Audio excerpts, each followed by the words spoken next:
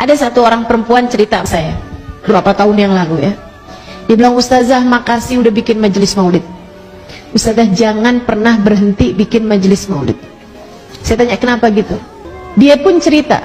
Dia bilang, saya Ustazah majelis maulid yang Ustazah bikin waktu itu masih di depan rumah saya tuh. Kita bikin masih di jalanan. Dia bilang itu adalah majelis maulid pertama yang saya hadiri Ustazah. Saya nggak pernah tahu ada majelis semacam itu dulunya. Dia bilang saya waktu itu sedang dalam masalah rumah tangga, udah di ujung tanduk, udah hampir bercerai. Saya sering marah sama suami saya juga sering marah sama saya. Dia bilang sampai puncaknya malam itu, malam yang besoknya dia hadir majelis maulid. Dia bilang malam itu Ustazah, suami saya pulang larut malam, anak-anak udah saya ungsikan di rumahnya nenek mereka.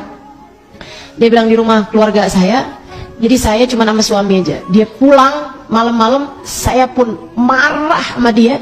Dia marah juga sama saya udah benci banget sama dia. Dia pun juga sepertinya seperti itu.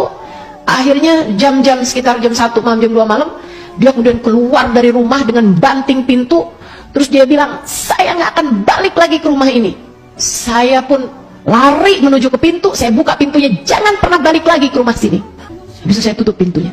Saya sangat marah, tapi saya galau, saya bingung mau telepon teman saya mau curhat jam 2 pagi. Jadi saya tungguin aja sampai subuh. Begitu subuh saya telepon teman saya bilang, temenin yuk besok jalan-jalan. Kata temennya, jalan-jalan kemana? Mana aja deh, saya lagi sumpah banget nih, saya lagi galau. Terus dia cerita bahwa dia habis tengkar sama suaminya gini gitu segala macem. Akhirnya temennya bilang, saya besok mau hadir maulid Ustazah Halimah di Tebet gitu. Dia bilang, majelis apa itu? Dan ntar aja, kapan-kapan aja hadir majelis, temenin saya dulu dong, saya akan lagi kayak gini nih, dia bilang. Terus dia bilang, maulid itu cuma setahun sekali aja. Oh gitu, ya udah kalau gitu saya ikut. Akhirnya dia nggak ngerti pun memutuskan ikut. Nanti pulangnya baru mau dianterin kemana dia mau pergi gitu.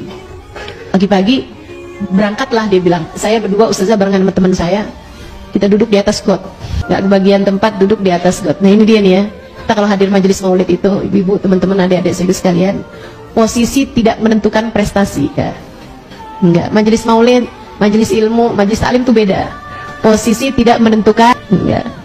Yang duduk di depan belum tentu dapat lebih banyak daripada yang duduk di tengah atau di belakang. Bagi sekarang di Jakarta banyak tempat-tempat nggak muat, jadi ada tim duduk di bawah pohon rindang, nggak kebagian tempat.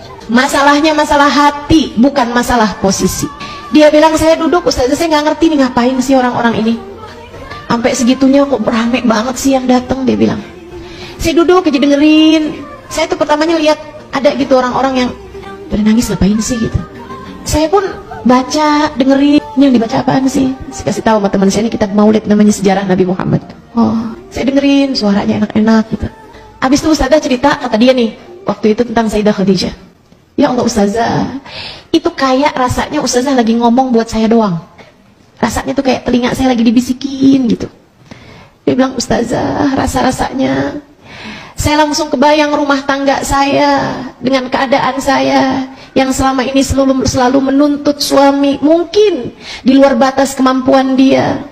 Saya rasanya dihadapkan kepada diri saya yang begitu menjijikkan. Saya seperti tampar-tampar Ustazah rasanya. Saya menangis di majelis itu, saya menangis. Sampai kemudian kita berdiri bersama-sama untuk ucap salam kepada Nabi, dan Ustazah bilang doa, ini mustajab nih doa di saat berdiri. Saya pun ikut berdiri, dan saat itulah saya doa, saya minta sama Allah, ya Allah jadikan saya istri yang solehah. Saya ingat-ingat suami saya, padahal dia begitu baik sebenarnya. Hanya saya aja yang terlalu menuntut kepadanya hal-hal yang di luar batas kemampuan dia. Dia bilang, saya terus aja introspeksi diri saya sendiri dengan linangan air mata saya, doa, ya Allah sisain, ya Allah sisain. Saya takut aja suami udah memutuskan untuk menceraikan saya misalnya, karena malam tuh kan pulang kabarnya kan begitu, saya nggak bakalan pulang lagi ke rumah ini.